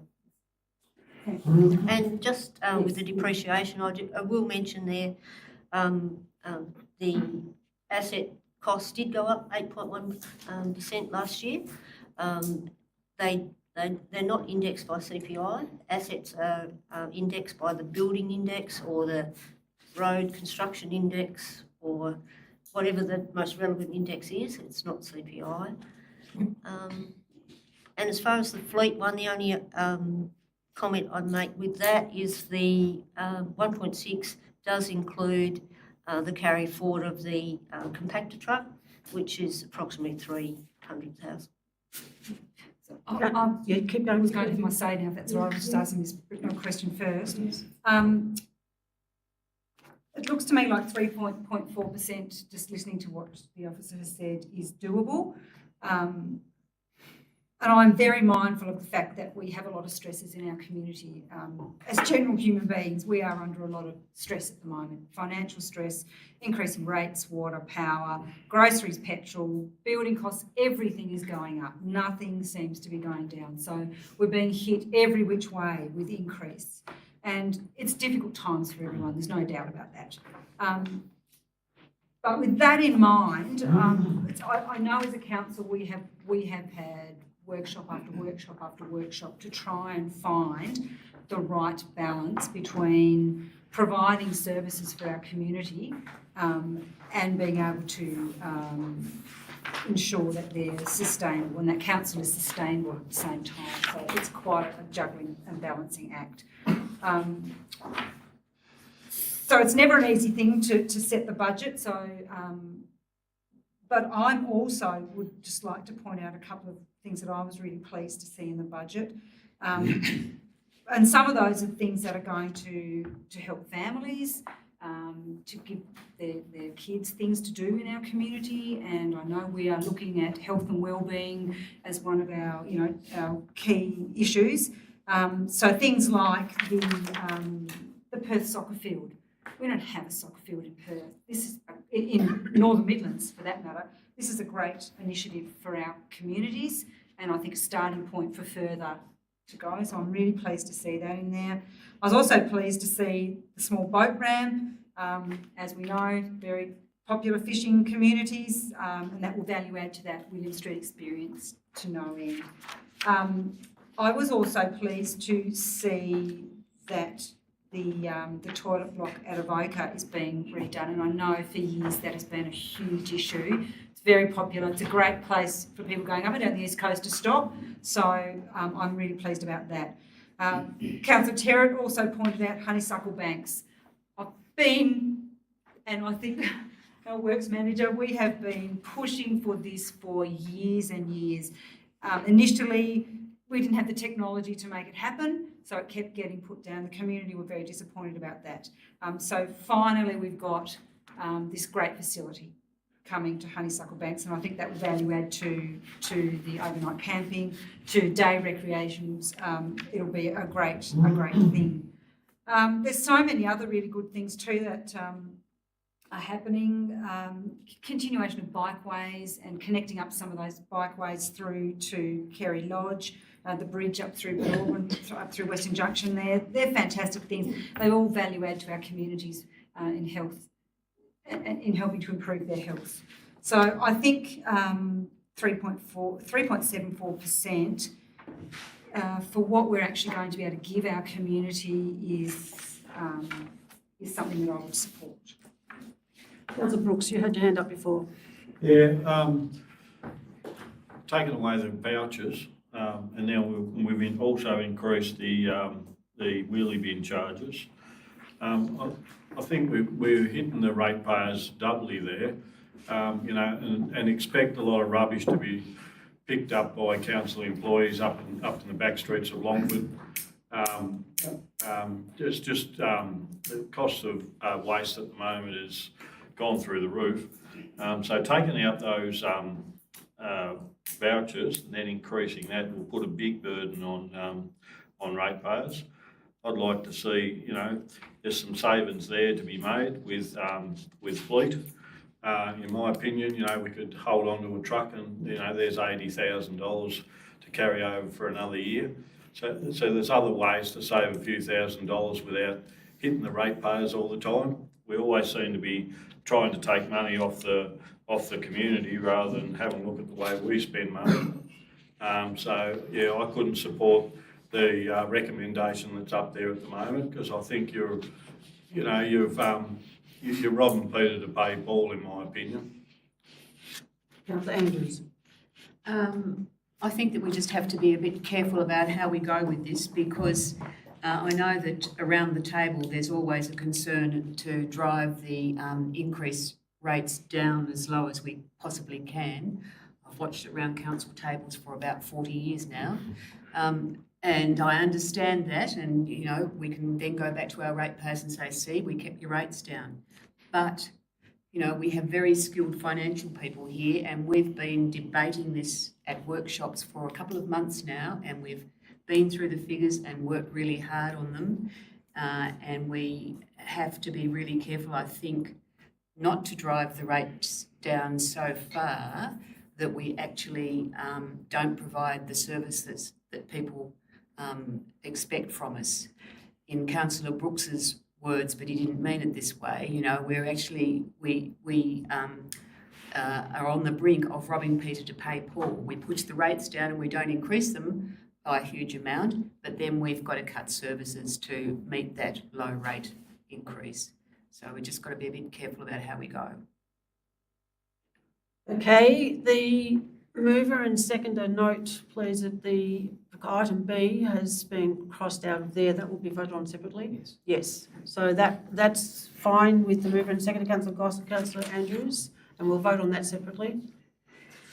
Okay, I'll put that recommendation that's there, that is also, it includes everything else that's in the budget except for item B, but it includes the removal of the $25 voucher and it reduces the rate from 4.74 to 3.74. I'll put that recommendation. All those in favour? Aye. Sorry, what's not right? That's correct, isn't it, Councillor Goss? Yeah, but he's. Sorry, so hang on, just ask Councillor Goss a question first. He's the mover. Yeah, I'm correct, but that's okay, sorry, I shouldn't. All right, Councillor. You're asking to pass that motion with those specific. Yes, with them in it. That's the with motion these that's, specific points. and the rest of it as well, except for the item B. Okay, well, I'll speak then, because I wasn't going to speak, but I'll speak now. I'm very supportive of lowering the rates, given the recent expenditure outside there that hasn't demonstrated probably the best prowess of spending money, e.g. the Launceston Airport. So I think we owe it to our ratepayers to give them something in return and show some redemption. Fully supportive of Councillor Goss's motion. However, I don't believe we should be taking the voucher away from them. I think we should be throwing that in. And the areas I think we should be looking at elsewhere, I don't think we should take anything off there. I think it's fantastic that Councillors Terrett and Lambert have pointed out all the great things in the budget. That's fantastic. But to take banners away and things like that, I don't think we need to do that. I think we've got enough money here to pursue what we want to do, and also, as Councillor Terrett said, run a small deficit. Again, I go back to the figures that I mentioned last week, the $20,000 for governance. We brought it down. I don't think we need to do anything. That could be put on hold for 12 months. I think we've got enough projects going on at the moment, and all the deferred projects we're seeing tonight, how about we get some of those finished? I'm really sceptical of the Northern Midlands Business Association. I'm sorry, but I keep bringing it up, but I think with good reason. And I think I go as far as saying their funds should be frozen pending further investigation, but we could easily take $40,000 out of there at the moment, I would believe. The $20,000 for the general manager's extra, in addition to $15,000 last year, I don't know what that's for, and I would like to know, because I don't think we should be, there's any need for that to go ahead. And the $25,000 special funding, I think we could determine that there was no applications for that. So that alone brings up $103,000. With the small deficit, I think we could easily meet Councillor Goss's guidelines. Okay, I'm going to put the recommendation. Those in favour? Aye. Against? Aye. Aye. Can those against put your hand up, please? Councillor McCullough, Councillor Terrett, Councillor Brooks and myself. That's motion's carried. No, it's equal, so it's lost. It's lost. So we need a foreshadowed motion, Councillor Okay, so McCullough. I'll foreshadow the motion at 3.74%, with the following factors to be taken into consideration to make up the deficit from 4.74, and that being the $20,000 general manager increased allowance, $25,000 in special project funding reductions, given there was no applications. I suggest $38,000 against the Northern Midlands Business Association, in brackets pending investigation, and $20,000. Can you just go a bit slower, Councillor McCullough, because it all needs to be recorded.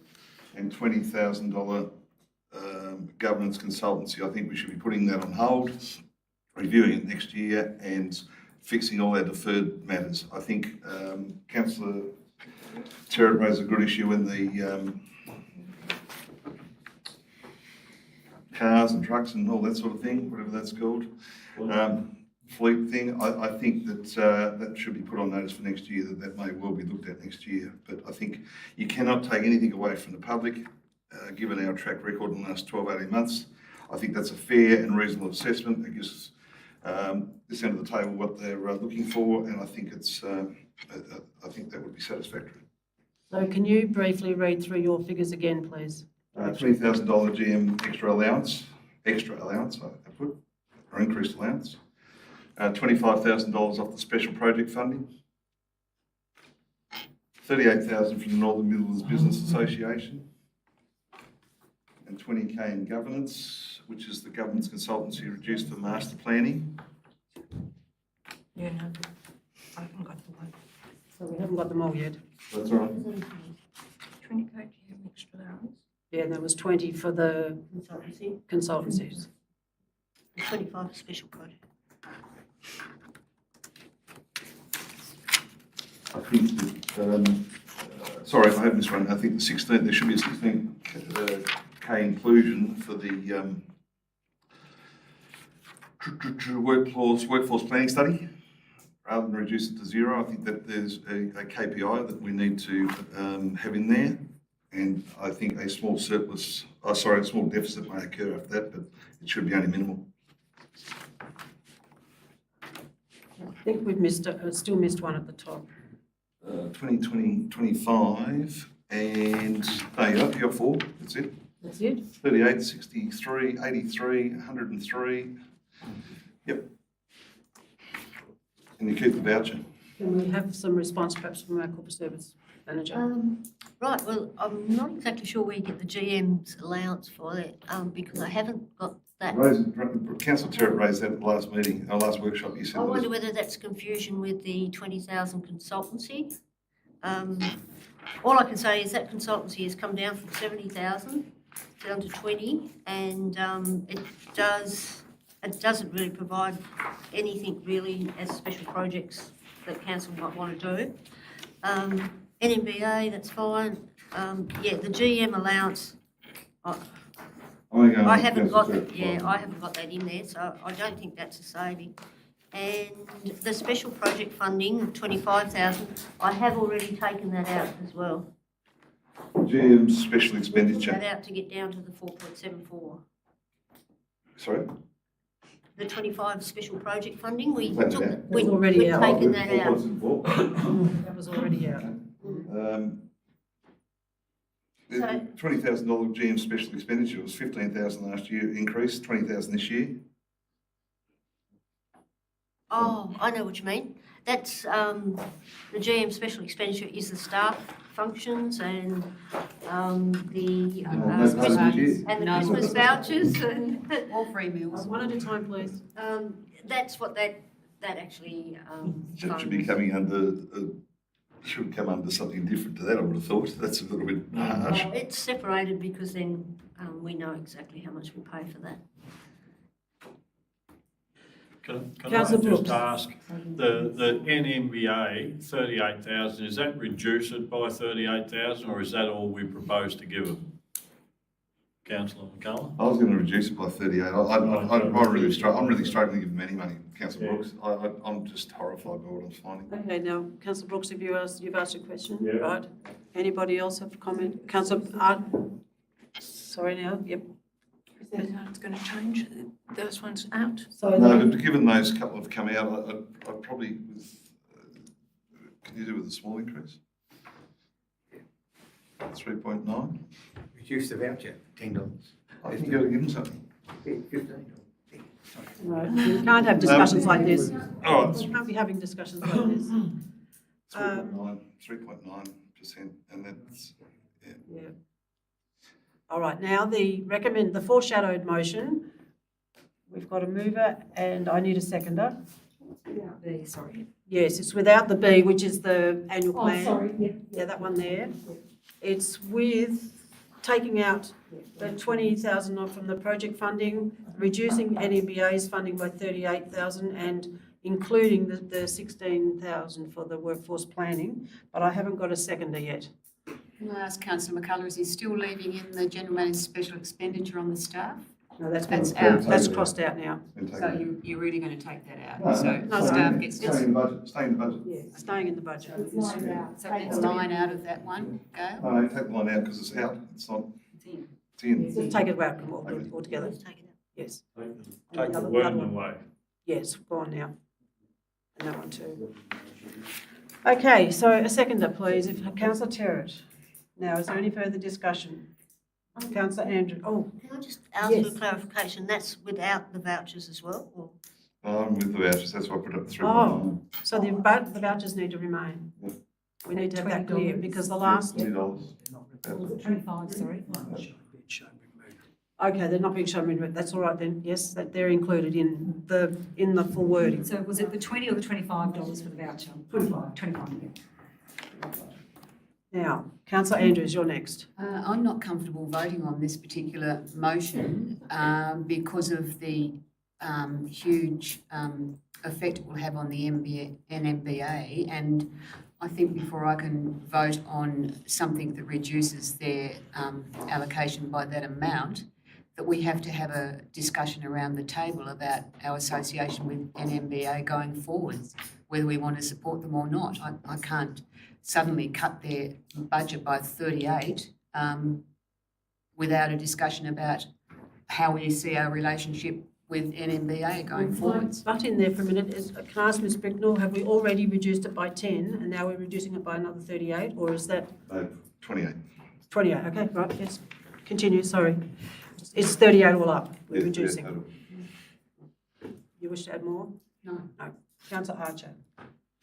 Look, I can understand some of the issues you've raised there. I supported Councillor Goss's motion. I consider the voucher thing not really sustainable. I think it's a bit of a management nightmare, and even though I see a lot of waste thrown out around the community, I'm not sure that's going to be stopped by removing that voucher. I think for anybody that's been our main economic development body for, I don't know, 10 years, to suddenly say to them you're reducing by 38,000 is just not the right thing to do. I agree with a smaller cut. We already agreed to 10,000. So I'm sticking to my original support for Councillor Goss's motion. I consider that's to be the best in my opinion. Councillor Lambert, you haven't spoken. Yeah, I'm supportive of what Councillor Archer has said. I can't reduce the NMBA by 38k without having some detailed conversation around that. That is too much. They're an important economic development partner that we have. You only have to look at what they've done and what they continue to do. I mean, you only had to look at what happened last week. 200 students came to the Longford Memorial Hall here and were put through their paces in the Illuminate project, where they had to create a business plan and come up with ideas for small businesses in our community. So it was all very local, community based. Fabulous outcomes. In fact, our youth officer is going to be bringing some of those ideas back through, hopefully, a youth council and get that up and going and bring those things to council, because some of those ideas were ideas that council, I believe, would be very interested in wanting to pursue into the future. So that's just one example. The other examples are, let me just find it, they have supported businesses in this community with workshops on how to develop their businesses further. There's so many things that they have done. The Telstra Towers is another outstanding example of what this group have done, all with our support, with our financial support as a council, but also to be able to build and grow the economic development in our community. And we don't, as a council, have an economic development arm. This is it. This is what we have supported.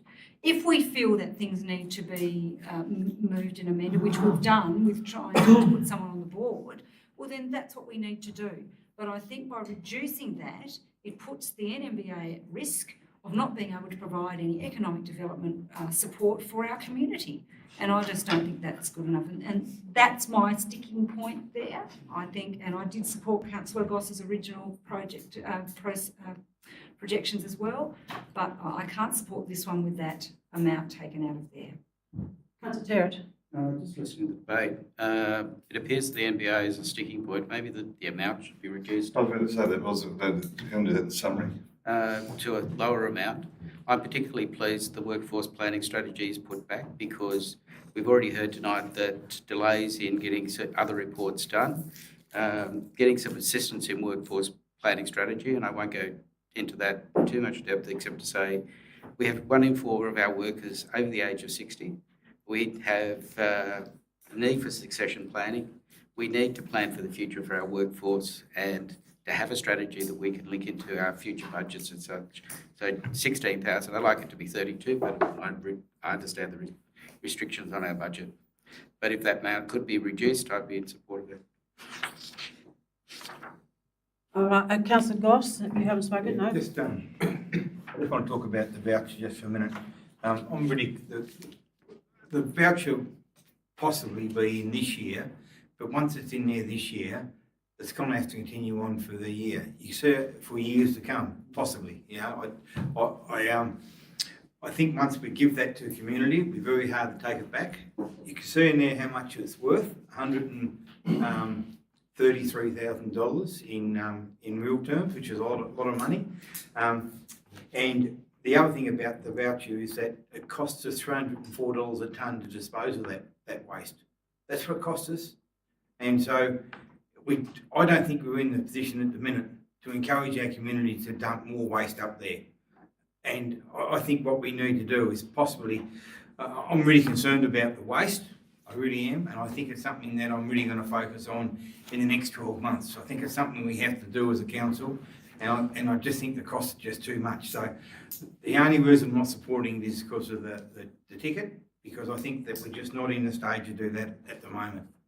Councillor McCullough, you wish to sum up? Yeah, I'll sum up. I would like to amend the motion, listen to the table, to remove the voucher, return it to 3.74%, and reduce the MBA to only 20,000. And I have listened to Councillor Lambert and heard all the good things. I believe they do some excellent things, but I have still got alarm bells about the duplication and things they don't do, and some of the things that have gone on that I've found out about. So I'm certainly prepared to concede they do some outstanding stuff, but I think that they have to be held to account. I think they have to change their business model.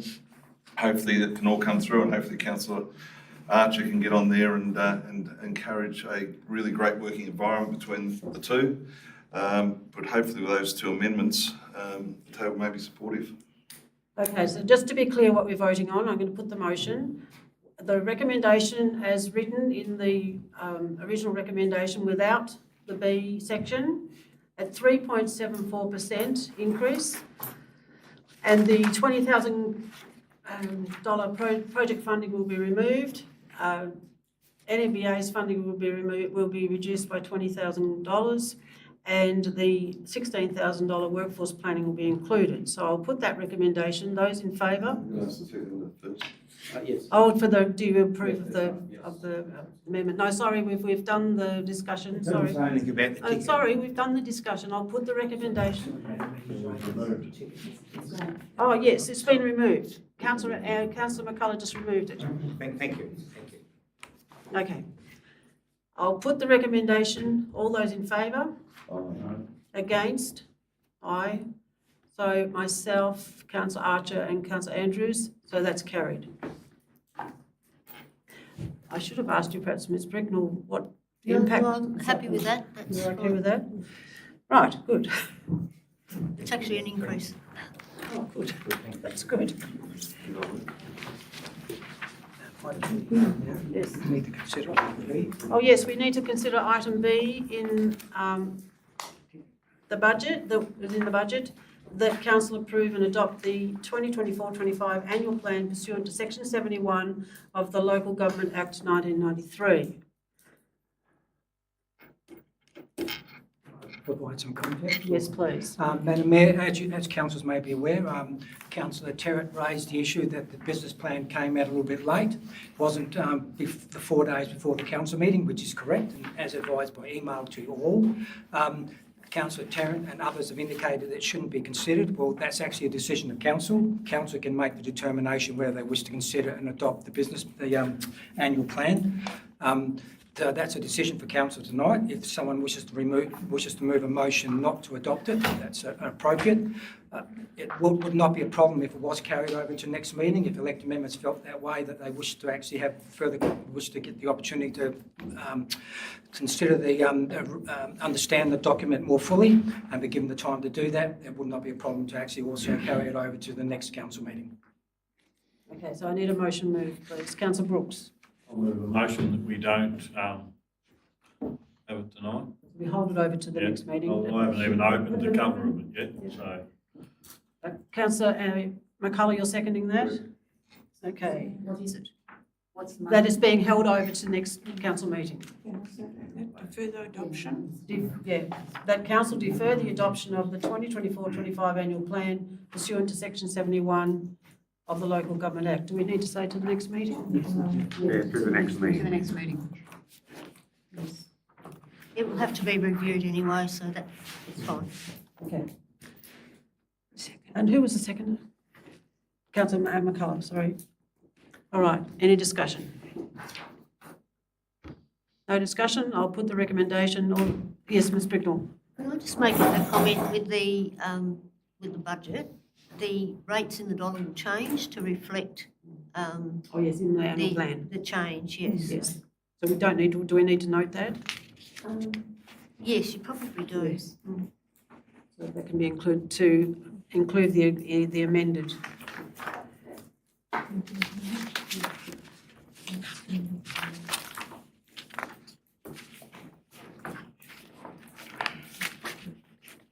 Yeah, to reflect the motion. Yep, I said it. No, just the rates in the dollar of AAB. Dollar AAB, just put it. Will change to reflect the motion. Should we put the previous motion? So it's quite clear which motion. Put previous the motion and then just copy the motion. So councillor Brooks and councillor McCullough, you're in favour of that inclusion at the bottom. So note that the rate in the AAV dollar will change to reflect the previous motion. Yep, that's okay. Any discussion? I'll put that recommendation. All those in favour? Against? Carried.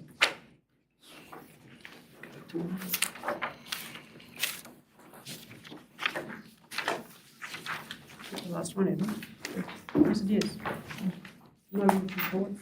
Cool. All right, we move into closed council, and we move into closed council. Can I, some of the staff will leave, but can I suggest we include our independent advisor, Mr. Andrew Paul, moving into closed council. I need to move